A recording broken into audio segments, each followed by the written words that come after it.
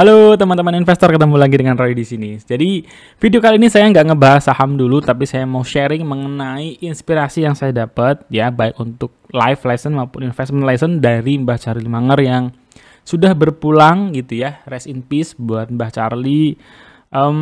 Meskipun sudah meninggalkan dunia ini, tetapi inspirasinya akan tetap stay dan banyak menginfluence investor-investor ke depan gitu ya. Kalau saya nyebut saham seperti biasa, tidak ada ajakan jual beli, dan yang ditunggu karena kemarin ada yang komen ya, Bang, giveaway lagi akhir tahun. Saya sebenarnya nggak kepikiran, tapi ada yang komen ya sudahlah. Giveaway, syaratnya gampang banget ya, tinggal teman-teman komen aja dalam video ini. Satu saham aja yang menurut teman-teman paling berkesan di 2023 gitu ya, dan kenapa alasannya. Udah, nanti kita akan undi seperti biasa, teman-teman nanti akan kita sediakan pilihan. Ada 3 buku yang saya suka banget, apalagi kalau ngomongin fundamental analisis gitu ya. Memberikan insight yang luar biasa. Ada 3 gitu ya. 1, The Intelligent Investor. 2 adalah cara mudah memahami laporan keuangan. Siapa tahu teman-teman tertarik untuk bahas lebih dalam mengenai analisanya. Atau cara simpel berinvestasi di pasar modal. 2 buku ini dari Pak Juliardi Sunendar gitu ya, investor legendary juga. So, jangan lupa ya, tulis 1 saham yang paling berkesan di tahun 2023 dan kenapa. Nah, Charlie Munger itu teman-teman, ini partner sohibnya dari Warren Buffett gitu ya. Dia itu seorang investor legendary dengan, kalau kita melihat hanya sisi sekarang ini, kelihatannya itu all things berjalan dengan sangat lancar, padahal enggak gitu ya. Saya akan mulai dari life lesson dulu, dari tentang kehidupan gitu. Memang investor tuh kalau sudah sampai titik kayak Warren Buffett, Charlie Munger, Lo Keng Hong, Pak Jul, itu udah banyak sekali wisdomnya.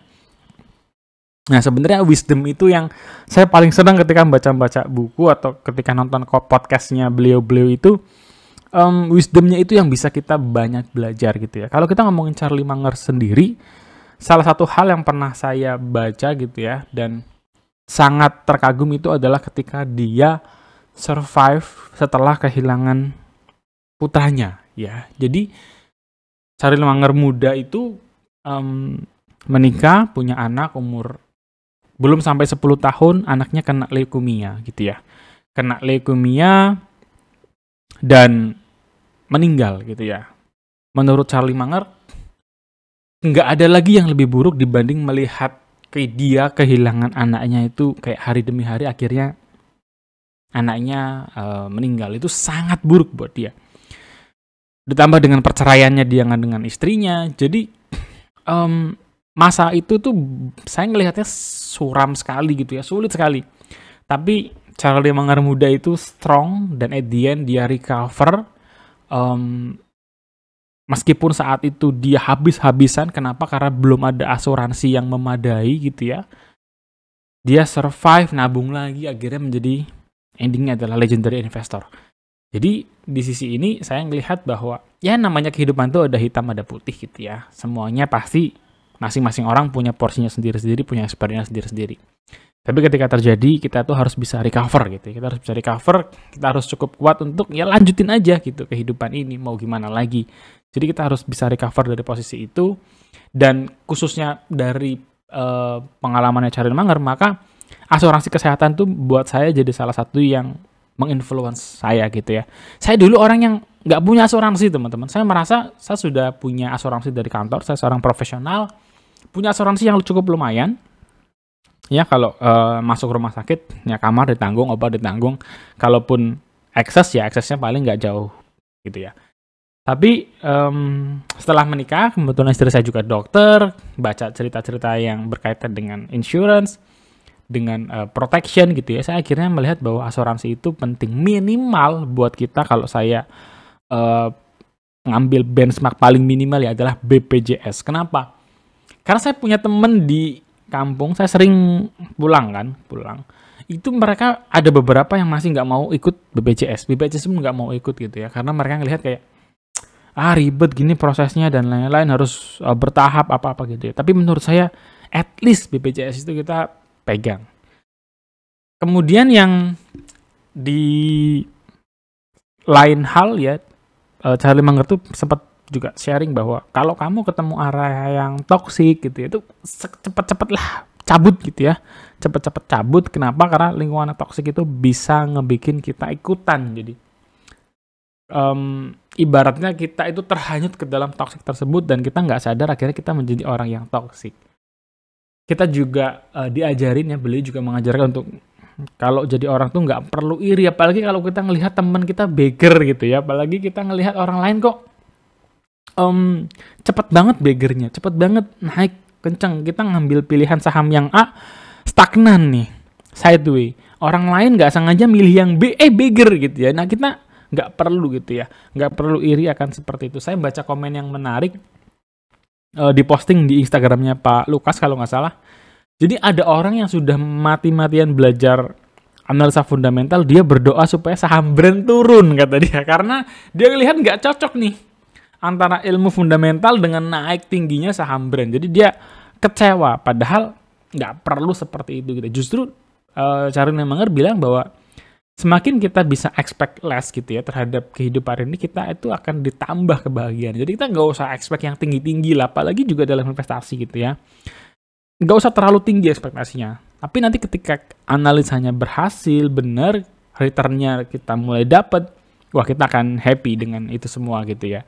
Disiplin, kerjakan tugas kita dalam profesional dan lain-lain. Karena Charlie Munger ini bukan langsung ujuk-ujuk jadi investor gitu ya. Dia juga kerja, dia basicnya pengacara. Sampai akhirnya ketemu dengan Warren Buffett, membuat sebuah company yang kita kenal dengan ya Berkshire Hathaway gitu ya. Jadi ini proses yang dia lalui dengan setia. Beliau juga mengajarkan untuk menjadi seorang lifelong learner, artinya kita itu belajar terus sebenarnya tiap hari gitu ya. Dan yang paling penting adalah mengendalikan emosi. Beliau sering sharing bahwa di dalam banyak hal kita itu harus bisa punya mental model yang bagus, punya wisdom yang bagus. Dan terakhir yang saya buat makin kagum dengan beliau adalah beliau ini hampir menyentuh 100 tahun teman-teman. Kalau tahun depan nyampe itu beliau 100 tahun. Bayangin di usia umur 9 tahun, 90 tahunan, 98, beliau itu masih datang ke annual meetingnya Berkshire gitu ya. Dia ngobrol, masih datang ke podcast, masih datang ke CNBC gitu ya. Untuk datang ke kanal-kanal berita investasi, beliau masih datang, masih ngobrol, meskipun ngomongnya mulai agak pelan, tapi itu menunjukkan bahwa di level usia yang sudah 90 tahunan, beliau tuh masih fit gitu ya, masih fit sesuai dengan usianya. Itu sisi kehidupan yang saya banyak belajar dari seorang Charlie Munger. Kalau investasinya gimana? Ini juga seru gitu ya. Yang paling mengena buat saya adalah untuk jadi seorang great investor itu emosi kita tuh mesti bagus. Mesti bagus. Kita nggak boleh ngambil keputusan investasi karena emosi sesaat. Contoh apa? Contoh tadi brand lagi naik tinggi, kita emosi, kita all in brand gitu, berharap bahwa brand akan naik dari 7.000 jadi 10.000 gitu. Itu udah bukan investasi lagi, itu jadi spekulasi dan itu sangat beresiko. Sangat beresiko gitu ya. Kenapa? Iya kalau benar tebakannya. Kalau salah, boncos, hancur.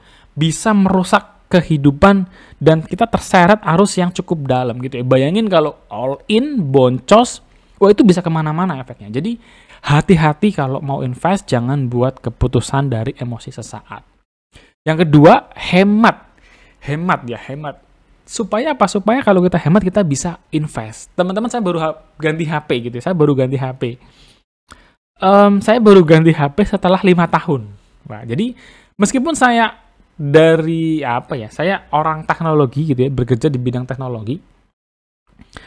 Pas saya ngeliat HP saya, ternyata HP saya cukup jadul ya. HP saya itu masih pakai USB yang jadul teman-teman ya. Belum USB-C, bayangin ya. Jadi kalau saya ketinggalan chargernya di kantor, tuh saya nggak bisa minjem. Karena teman-teman lain sudah USB-C. Tapi saya selalu bilang ke diri saya, masih bisa dipakai, why not gitu ya. Tetap pakai aja. Dan ketika sudah mencapai umur 5 tahun, meskipun masih bisa dipakai, cukup lah ya. Saya mau ikutin teknologinya juga, saya ganti HP. Umurnya sudah 5 tahun. Sudah sesuai dengan threshold yang saya atur mau ganti HP 5 tahun gitu ya. Jadi udah sampai 5 tahun saya boleh ganti HP lagi. Selanjutnya mengenai investasi. oh jangan, itu inspirasi dari Charlie Munger adalah memilih the best business gitu ya. Ini dalam prakteknya sulit teman-teman, dalam prakteknya sulit ya. Apalagi untuk kita bisa mencoba hal ini gitu ya, kita bisa mencoba hal ini. Kenapa? Karena kadang-kadang saya pun masih demikian gitu ya. Kita masih mempertimbangkan return yang akan kita dapat dalam jangka waktu yang cukup singkat. Saya saham terlama yang saya pegang itu baru 5 atau 6 tahun, salah satu banking. Nah, memilih perusahaan dengan bisnis yang terbaik di harga yang fair price buat Charlie Munger itu hal yang terbaik, pilihan yang terbaik gitu ya. Ketimbang apa? Ketimbang memilih yang bisnisnya biasa-biasa aja tapi harganya lagi bagus nih, lagi koreksi dalam misalnya ya. Kenapa? Karena pilihan dari strategi Charlie Munger, Warren Buffett itu adalah stay dengan great business, ya. Jadi mereka mau tinggal aja di situ, stay di situ, compounding terus setiap tahunnya, dan berkahnya itu datang, big return itu datang dari menunggu gitu ya, dari menunggu. Jadi kalau misalkan tipikal kayak value stock gitu ya, yang saya sering bahas juga gitu ya, itu bukan tipikal saham yang secara proyeksi 10 tahun, 20 tahun itu akan terus naik gitu ya. Beda kan kalau misalkan BBRI, BBCA itu proyeksinya naik terus gitu ya, karena kinerjanya naik terus. Tapi beberapa saham kan nggak bisa seperti itu. Sementara di sisi value stock itu sebetulnya dia menawarkan opportunity, yaitu return yang besar gitu ya. Jadi saya coba untuk balancing aja, yaitu punya saham-saham yang best business gitu ya. Bisnis itu gimana?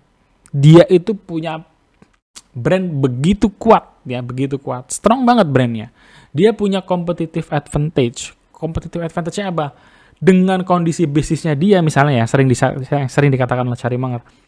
Dengan kondisi bisnisnya dia nggak perlu capex tinggi-tinggi untuk melakukan generate revenue di tahun-tahun mendatang. Bagaimana perusahaan yang punya moat itu ada pendatang baru pun, ada kompetitor, dia masih bisa bertahan karena brand tadi, karena sudah menjadi pilihan dari customer. Ini hal-hal yang sangat disukai oleh Charlie Munger dan Warren Buffett. Pada akhirnya mereka tidak memprediksi masa depan ya. Lihat candle gitu apalagi yang nggak mungkin. Jadi mereka tidak memprediksi itu. Mereka melihat bisnisnya seperti apa. Dengan beberapa analisis, mereka yakin bahwa bisnis itu akan survive dalam tahun-tahun ke depan, dan ketika pendapatannya makin tinggi, harga sahamnya akan diapresiasi juga oleh market.